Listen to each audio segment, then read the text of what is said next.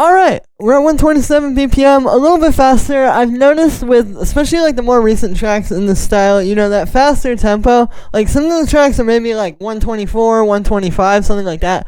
But if you could do like 127 to 130, it kind of gives it a bit more like upbeat and sort of, I want to say hectic atmosphere, it's like, the track just feels more busy, but it's actually just because it's a few BPM faster. So that's actually pretty important. First sound we have here would be the kick. So this is just one of my tech house kicks that I've made by layering some samples together. Pretty simple. Main thing to keep in mind here is, as usual, we're keeping it super clean. There's no effects on here. It's just a kick that already sounds really good that I made, and then it's just at the right level in the mix, essentially. Then we have the bass line.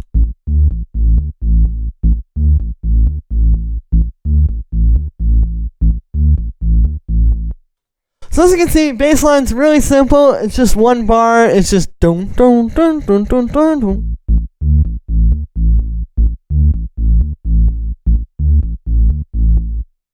But what's really important about it, I think, is the groove. Now, we have kind of like a I almost want to say it's like a two-step pattern. It's kind of like the opposite of a two-step pattern, because typically a two-step pattern would be like boom, boom, like that, like the doom, sort of like standard drum and bass pattern. But instead, what we're doing here is we're sort of doing that instead. So it's kind of like dun dun dun dun, like kind of taking that same rhythmic idea of having like the one main note be on a half or on an eighth note, and then one of them be like right on the beat.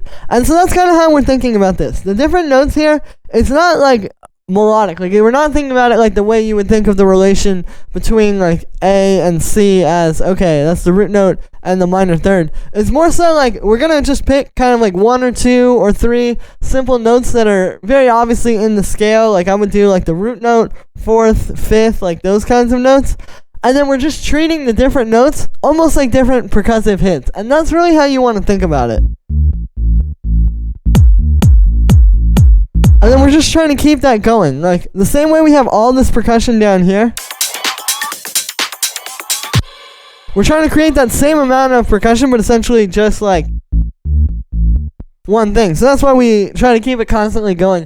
And it's not just like, bow, bow, like one note like that. Like, why you need to have something that's very, very just constantly rolling underneath the kick like that.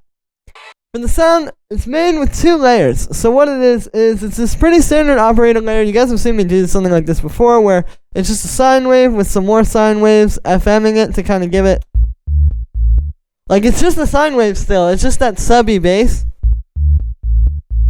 but it's got a little bit more harmonic content. And then we're layering that with this analog layer, which, as you can hear, is really just in there for the sort of like frequencies, that very like low mid-rangey, like mid-rangey kind of place. And so what's happening here is it's a square wave and a saw wave detuned a little bit, and then those are going into a bandpass filter.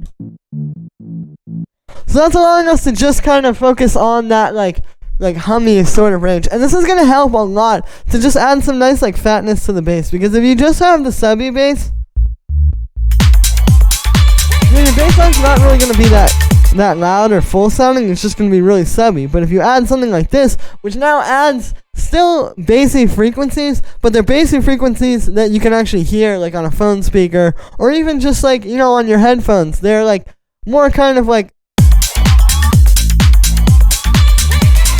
it's the same bass line, it's still just as deep, but it's just a bit more harmonically rich now, and that's what this is going to be really good for. And the amp envelopes like that. And then we just have some EQ there to cut out the low end, because we don't want this to get in the way of the sub. And then those are just being sidechained to the kick. So again, if you just have like good sounds, you're not going to have to do so much processing on them. And that's really something you're going to see with the next stuff too, is like, it's just a solid bass line, a really good sub, layered with a really good kind of low mid-rangey bass. And then when you put those together, that's filling up the same part of the frequency spectrum that you would get if you were trying to do like, maybe just the subby bass, but with a bunch of saturation on it. Like, it's kind of better to do it this way. It's just going to be a lot cleaner. So then we have our hi-hats. So we have first these two like main ones. This one, which is layered with this one. You can see this main hi-hat, one here, just adds like that nice like kind of sizzle on top of it.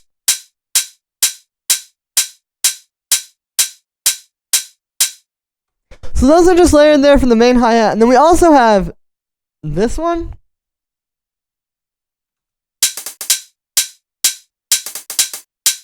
So that just adds some extra hits there every bar. And then we also have this little groove happening down here between these two hi-hats.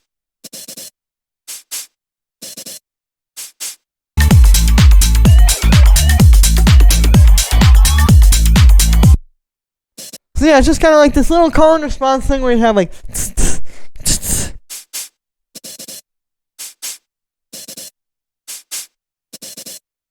kind of like just having two layers like this that are, you know, all in all not taking up that much space in the frequency spectrum. You know, it's just some pretty like bright hi-hat layers, but it's just adding like a lot of nice groove to the actual beat that you wouldn't really notice right away on the first listen.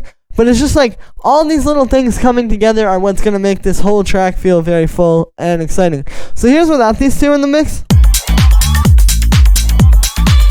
And then with them.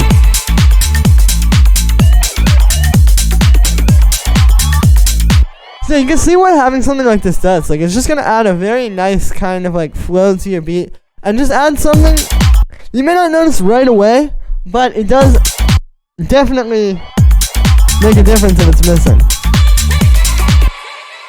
Then we just have this tambourine. You know, pretty standard.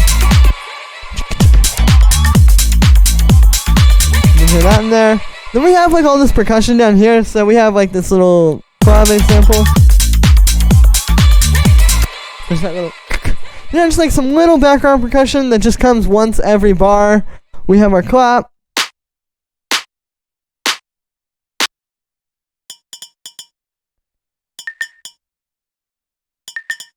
You can hear this little bell is in there. Just playing kind of with that clave. We have like another snare, which is just coming once every bar. Or once every 2 bars, actually. So you can see, like, it's a lot of little hits. Like, there's just this one little hit that comes in every 2 bars. But then once you start to stack, like, that, plus the clave, plus the little bell, plus the stuff down here, like, you know, it's not about any one thing being too massive or playing too much. Everything is pretty minimal. It's just that you have enough of those very minimal layers that it starts to feel like this big cornucopia, so to speak, of percussion. And that's really the idea here, you know? When we say minimal, we're not talking about, like, you're going to have 3 layers playing. It's more so, like, just very minimal sounds. Like, this is a tiny little clave. Pretty small clap.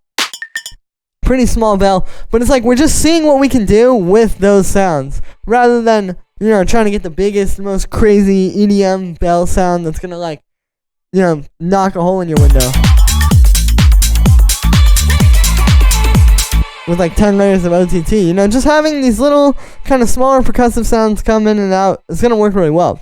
We also have this noise percussion here. So this is just some white noise inside of operator. And then we have a bandpass filter here.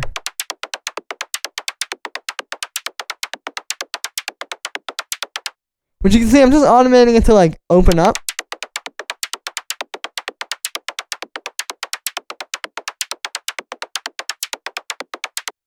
So it's just kind of like, you know, making that build a little bit. And then we also have an LFO on that as well. So it's just getting lots of movement, but this is just going to add something more live in the background. I find if you don't have this, it's kind of missing something because, like, yeah, it just feels very, like if I turn it off, like, just having that constant, like, very textured, like, kind of percussion is going to go a long way. And you can also see we have a bit of the hard shaper on there on the filter. And then I just have a high pass filter on there to make sure that it's not going to get in the way of the low end. And then the last percussion here are these 3 layers, which sound like this.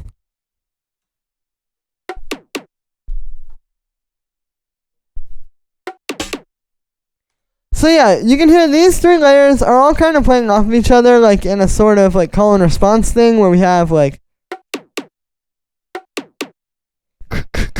and then here you get. So that's another thing. When you have your percussion, so you're gonna have like the little background ones like these that are just gonna come every like now and then. But you also want to make sure you have like 2 or 3 of them that have like their own kind of groove going on. So like something like this, where this is all 3 of these are working towards one groove. They just sort of serve their purpose inside of that groove rather than like being all about the one percussion hit.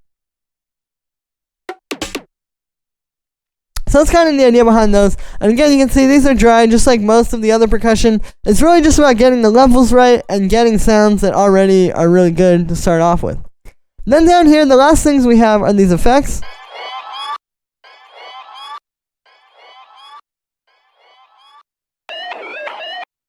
So these are just some nice little like synth effects that I had that I'm just taking.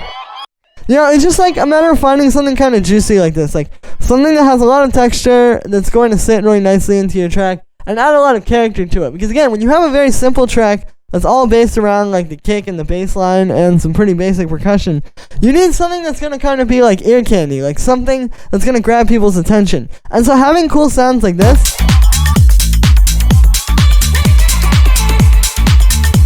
and also like the vocals there, you know, it's going to go a long way for that. And then all you got to do is just lay them out rhythmically, kind of over top of this groove that you've already set up.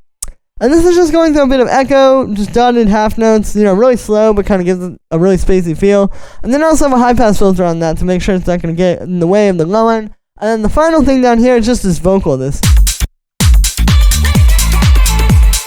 Can't take it. You know, it's like a nice classic, like 90s style house sort of vocal. So what this is, yeah, it's just this little vocal chop here. I pitch it up to the key of the track, and then I just have some echo and some reverb and a high pass filter on that. So really simple. Again, just a matter of finding some really cool sounds and kind of bringing them into your track over top of this solid groove, no pun intended, that you've already created, and then these just kind of add the character and flavor to your track.